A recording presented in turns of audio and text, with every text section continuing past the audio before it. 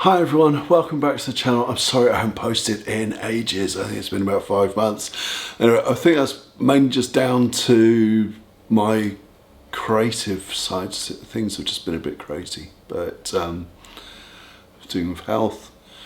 F.N.D's been playing up a little bit, but nah, it's manageable. It's been a lot worse, so, which is really what I was going to talk about today. Basically, it's what it's like living with F.N.D, Functional Neurological Disorder. One thing they have found out is that a lot of it comes from bones. I got mine, I had my neck broken. I was assaulted by a friend. We don't talk much now though. But they don't actually understand at the moment, as of November 2021, what's actually causing it from there, and what I deal with and how it's affected me. First of all, I was bedridden for pretty much most of 2013, just when things really started kicking off for me. I was cycling home and had a convulsion while I was at the traffic lights. And within 2 weeks, I was pretty much bedridden, and my journey started there. So we found a company, and they came to us, and the physio who I had was amazing, this lady Hannah. And the one piece of advice she gave to me was, Rue, you gotta keep moving. And it's been my mantra ever since. And she said, even if it's just to the kitchen, no, or to the bathroom, keep moving. And it's what I do. Every day I try and go for a walk. I try and keep myself going, because the one thing with F.N.D is that I've been dealing with it now for nearly, I was looking at 2012, nearly 9 years now. Is that it's not about curing it, it's about managing it. I do everything I possibly can to keep myself going. And you get a lot of people and they're like, push, push, push, push, push. And they think that you're gonna cure it, and not. And you get everything from, like, my personal experience. I had, when I joined the F.N.D Hope board on Facebook and wrote down what I have and what I said. And I said, the cold really, really affects me badly, and it does. I get chronic nerve pain. As one person said, it's like pouring acid through your nervous system. Yeah, that's about right. It tickles. But one lady, she then posted, yeah, but if I have a hot bath, I'm then in bed for 2 days. And I'm like, that's it. It affects everybody so differently. I've heard of people having tinnitus. I've heard of, I've seen people, who are pretty much like me, who are shake and convulse and they can collapse. I have learned how to manage mine now, and I do, photo shoots and stuff, and I really enjoy it, and it gets me out, and I've gone to bands and going to see them.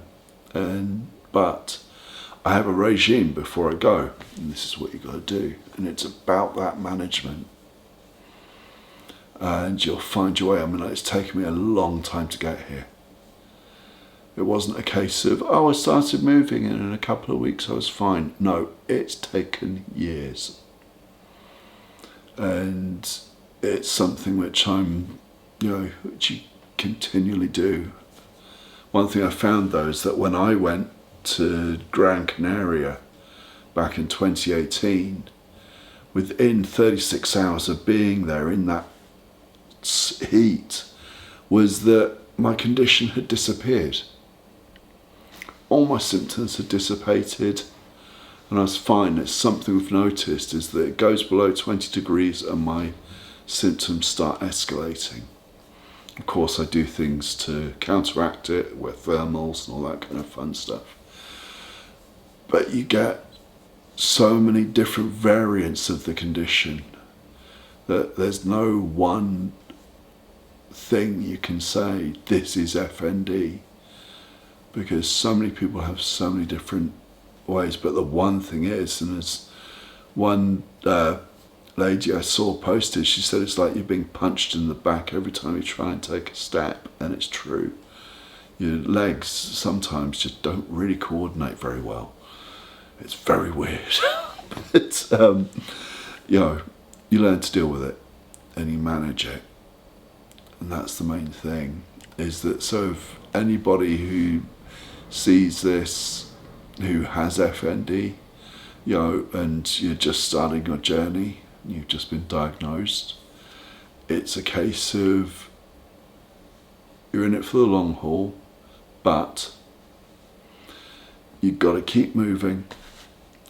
And that's the one thing I can say more than anything else, is that you just keep moving. Don't let yourself just stay in bed, because you do. I'm speaking from personal experience. It took Hannah 2 hours to get me out of bed, but my body was so racked and so the muscles and everything were just so torn up from just convulsing the whole time. And the one thing I needed to do was actually get moving, not stay in bed thinking that was the safe place to be. The best place to be was on my feet and moving as much as I could. And that's been what I do ever since. And you just keep pushing on. I mean, like, you know, you just, you know, you kick on, you know, and it's one of those things. But anyway, I hope you find this helpful. If you've got any questions, please post them down below, and I'll more than happily answer them. If it helps, then brilliant. But anyway, all right, well, that's it for today. All right, take care, everyone. Bye.